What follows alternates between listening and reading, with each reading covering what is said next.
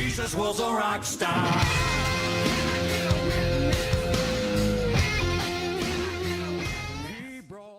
So, who is Jesus? Who is Jesus?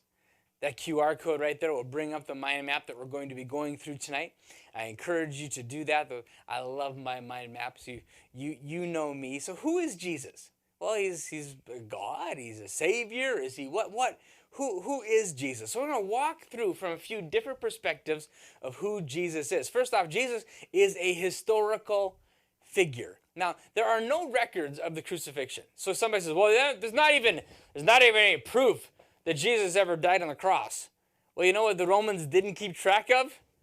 The peasants that they crucified on crosses. All right, so it's not a surprise at all that there's no record of Jesus' crucifixion, but there are ancient records of Jesus. Flavius Josephus, I think he was a Jewish historian. He wrote about 93 AD. Now, Jesus, of course, he was crucified 33 AD-ish, right in there, or 35 AD, I think it actually is. It's been a while since I've read up on that exactness. But 93 AD, he was a well-connected aristocrat. He lived in Palestine, and he kept records and made note of an unlawful execution of a guy who did surprising deeds. He's not a believer. Surprising deeds. So didn't deny that his deeds were true. Didn't deny that the execution was unlawful. But he wrote about Jesus. Another one is Tacitus. Tacitus, he wrote a book that you can actually go back and you can find on Amazon. That's actually the cover of a book that you can buy right now on Amazon. The Annals of Imperial Rome. He wrote about 116 AD. He was also not a Christian, but here's what he had to say about Christ and Jesus. The persons commonly called Christians, that's like 50 years after Jesus died on the cross, who were hated for their enormities. Christus, the founder of the name, was put to death by Pontius Pilate, he was in Judea in Tiberias. So he knew that there was a Jesus. So any reasonable person is not going to argue that there was a historical person named Jesus that lived in Israel during that time. And this is just a couple of them. You can Google it. There's other mentions of him as well in the writings. And of course, as Christianity grew, it got to be more and more and more. But here's a couple within just a few years of Jesus being on planet Earth and that. So Jesus was a historical figure. No reasonable person will argue with you about that. People will, but they're just not reasonable about it. So you can say, well, actually, there is documentation by people who are not Christians, who are not Jewish, who writing about Jesus. So who else is Jesus? Well, Jesus, he's the Messiah. What's Messiah? Okay, well, the Messiah was the Jewish people were waiting for a promised person to come from God that would bring victory to the Jewish people. And it was always, and I got to warn you now, because we're going to take a different kind of step, because convincing you that Jesus was a historical person, well, that's kind of fact. Reasonable people aren't going to argue with that. But if you want to meet the real Jesus, it's always going to be a step of faith. After all, if you call yourself a Christian, you believe in the virgin birth. And there in Isaiah chapter 7, verse 14, it says that the virgin will conceive a child. She will give birth to a son. We'll call him Emmanuel, which is God with us. And that's really frustrating for some people. You know, they have a hard time believing was born of a virgin. His mom was a virgin. They have a hard time believing that Jesus rose from the dead. They kind of want to believe in Jesus Christ, who is also not really supernatural. But there's always a step of faith when you come to God. Always. Hebrews, it tells us that, and it's impossible to please God without faith. Anyone who wants to come to him must believe that God exists and that he rewards those who earnestly seek him. So the Jewish people are looking for a Messiah to come. Now, they were actually kind of expecting a military leader. They weren't expecting someone who would be a spiritual leader. But the Old Testament, full of prophecies about Jesus. If you want to build your faith, dig down into the mind map, because I list out some of these in the mind map that we're not going to go through now, okay? But if you click on that link in the mind map, you will find a list of all the prophecies that Jesus fulfilled as the Messiah God. And when Jesus came, he brung a new covenant, because the old way was, there was sacrifices and all of those were symbolic of the coming Christ, the coming Jesus. And Jesus came with a new covenant. Actually, that's what the word testament means. In the Bible, we got the Old Testament or Old Covenant, and then we've got New Testament or New Covenant. And that is the new relation that God has. The days are coming, declares the Lord, when I will make a new covenant with the people of Israel and with the people of Judah. So Jesus is a historical figure. Jesus is the Messiah that was coming, that the Jewish people were looking forward to. But Jesus was something else. And this is amazing. Jesus was also the Son of God. John 10:36. So why do you call it blasphemy when I say I am the Son of God? After all, the Father who set me apart and sent me into the world. Jesus said he was the Son of God. And the scripture is full of verses that say he's the Son of God. A whole bunch of verses. We're not going to go through them all. There's just too many of them. And if that's not enough verses for you, if you want to see about the deity and the lordship of Jesus, there's actually even more verses that you can look at. And I encourage you to do that, because sometimes that's one thing that a lot of religions try to do, is they try to water down the deity. Deity means God. If your deity is supernatural God. And what a lot of people want to do, they want to water down the deity of Jesus. They want to make him a good person who actually lived, but they don't want him to be God. Jesus said he was the Son of God. Now, we're not going to go into it, but there's the old lunatic, liar, or Lord argument. Either Jesus was a lunatic, he was out of his mind because he said he was the Son of God, or he was a lunatic, he thought he was the Son of God, but that couldn't actually be true. Or 3, he was who he said he was. He was God. He was the Lord Almighty, my Jesus. So, Jesus is a historical figure. He's the Messiah that the Jewish people looked forward to. And he is the Son of God come to earth. Now, he was also the Son of Man. And that's a famous painting. I thought that was kind of interesting. Just look at that painting for a while, and just, the guy who painted that was this dude right here, that Rene Magritte. But he was the God-man. He was the God-man. What do you mean, Scott? I mean that when Jesus existed on planet Earth, he was 100% God and he was 100% man. He was both at the same time. Now, I can be two things at one time. I am Anton's most looked up to idol. Okay, and I'm also a male. One doesn't cancel the other out. I'm both at the same time. Okay, I'm both married to my wife and the father to my child. Okay, I'm both at the same time. Jesus at the same time was the God-man, two natures in one person. All right, and Jesus referred to himself as the Son of Man. Actually, he referred to himself as the Son of Man much more than he talked about himself being the Son of God. Why? And I remember as a kid reading the Bible and looking at this phrase that Jesus, the Son of Man, must suffer and die. He said, the Son of Man. And all those Bible verses, you can look at them if you want to later. Jesus refers to himself as the Son of Man. Why is that so important? It's because in order for the New Testament to come, in order for the New Covenant to come, Jesus had to die on our behalf. And I think I spoke on this last week in church on Sunday.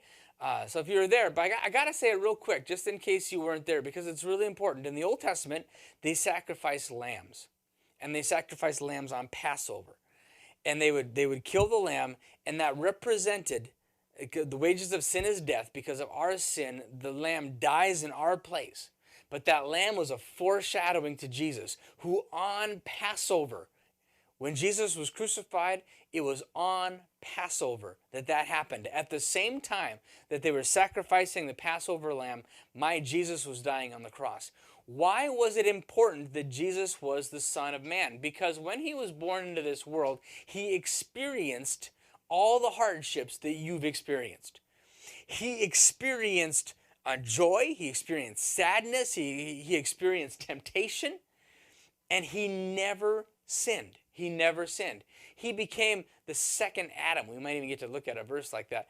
And because Jesus was human and God at the same time, he was the God-man. Because he was human and he was born without the seed of sin, but then resisted temptation, he was uniquely qualified to die. We read in 2 Corinthians, it says, he made him, he being God, him being Jesus, who knew no sin. Jesus knew no sin. He never sinned one time. Not one time did he lie. Not one time did he look lustfully upon a woman. Not one time did he fantasize about jealousy and getting back. He made him who knew no sin to be sin on our behalf, so that we might become the righteousness of God in him. Because Jesus was fulfilling what God had been foretelling all through the Old Testament. The animal sacrifices we can read about in Hebrews, the scapegoat in Leviticus, that was all the sin would go on, the serpent in the wilderness, Jonah and the big fish, Abraham and Isaac. They're all symbols of Christ's death. In all of these situations, one is dying for another. This theme is all the way through the scripture, because the wages of sin is death. But Jesus took my sin upon himself. And I think it's painted so beautifully, or so awfully, depending on how you want to look at it. Jesus is hanging on the cross, and he says something so fascinating. He says, my God, why have you forsaken me? Why did Jesus feel forsaken by God? Because in that moment, the purity that he had enjoyed for all of eternity was gone, because my filth was on him. My sin was on him at that time. That is why God turns his head and Jesus for the first time feels forsaken by his God. In just a minute, Anton is going to go full screen, and I am going to play a video, and it's by a group called The Bible Project. And the video is 4 minutes long, but they articulate this Son of Man concept so succinctly that they do a better job than I could. So I encourage you to go over to them and enjoy all of their stuff, because they've got tons of videos like this. But Jesus, the Son of Man. If you read the New Testament, you'll notice that the most common title people use to describe Jesus is the Christ. That is, the Messiah. But surprisingly, Jesus almost never used that word to describe himself. Instead, he called himself the Son of Man. The Son of Man. What does that mean?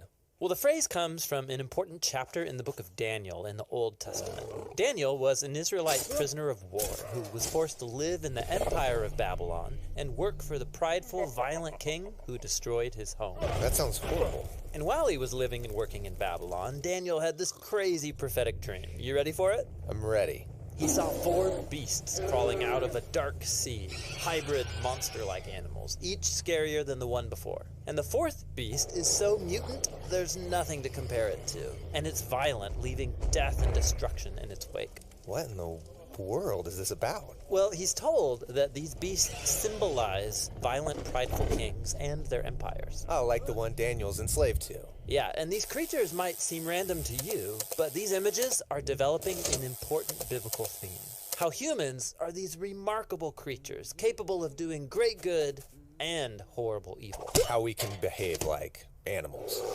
Right. Look at the first pages of the Bible. God creates the beasts of the field and humans together, all from the dust. But then the humans are set apart and given a royal task of being God's image. So humans are like the animals, but called to become much more. Yeah, they're to be God's representatives on earth, ruling on his behalf, like kings and queens. But keep reading, and the humans are deceived by a beast who says that they could be more than just God's partners. Yeah, that they could rule the world on their own terms, which sounds good to them. But God knows this will be a disaster, and so he expels the humans to the realm of the beasts. The partnership is lost. But God makes a promise that one day a human will be born who won't give in to the beast. Rather, he'll overcome and strike the beast while being struck by it. Okay, so for the rest of the biblical story, we're waiting for that human.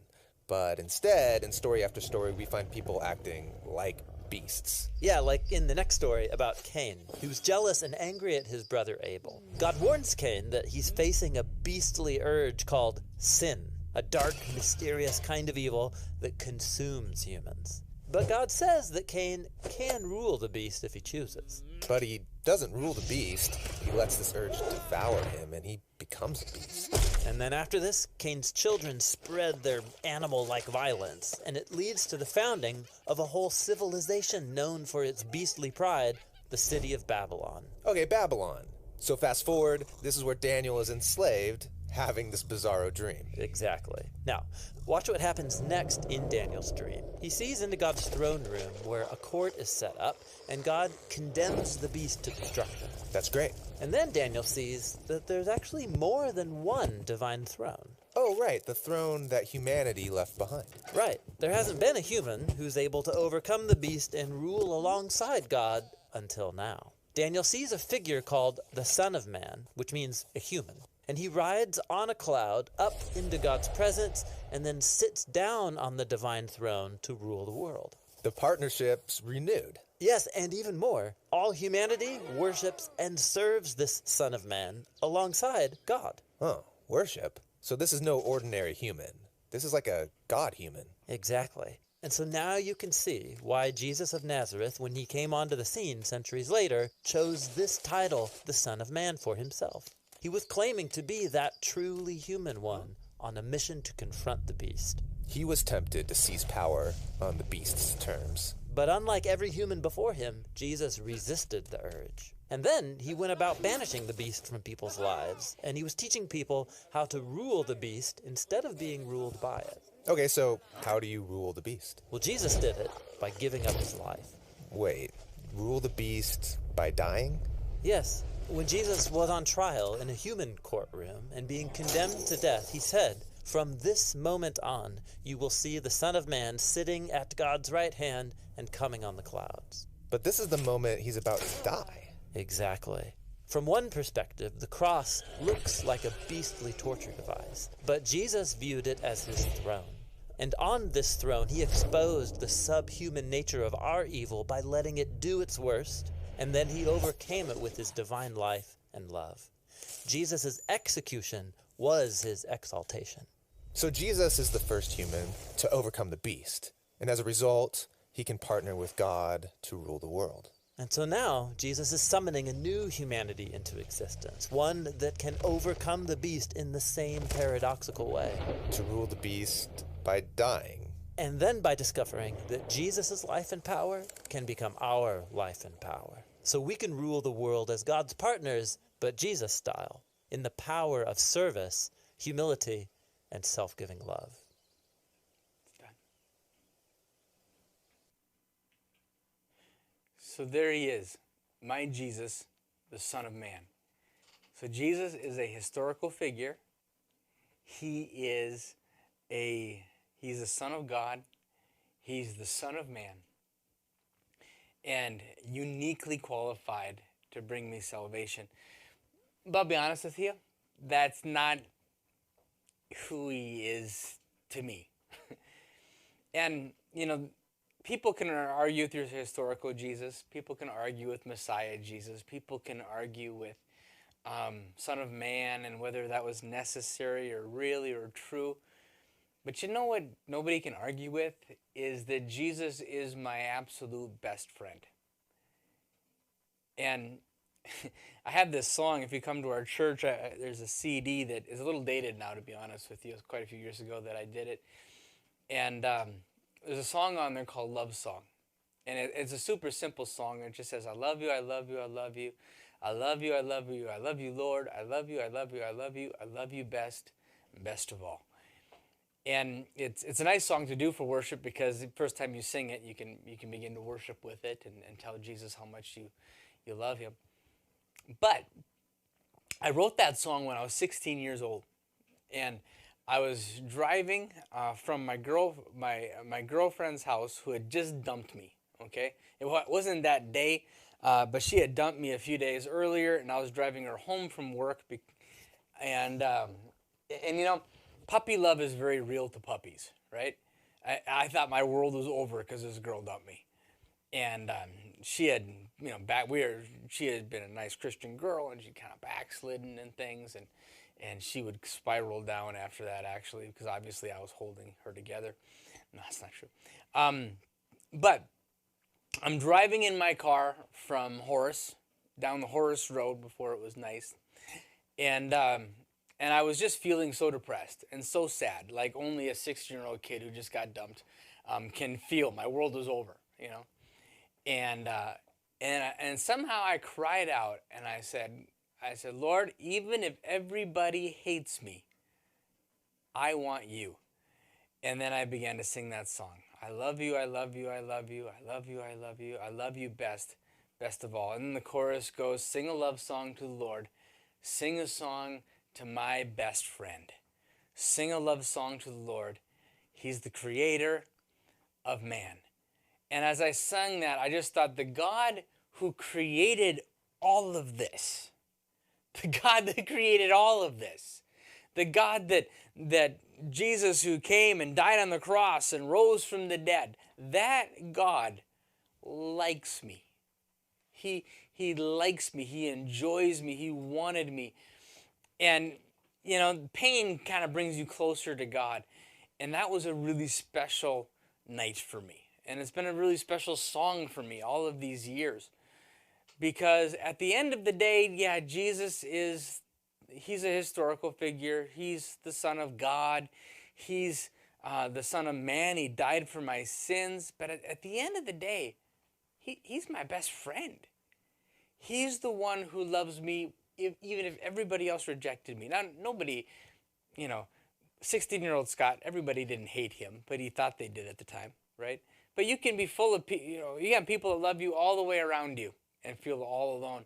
And it's at that moment that Jesus wants to meet you.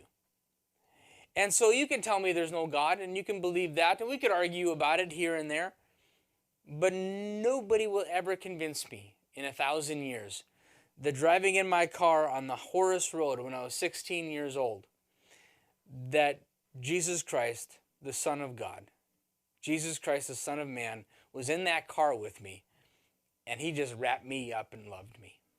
He wrapped me up and he loved me. Jesus was a rock star.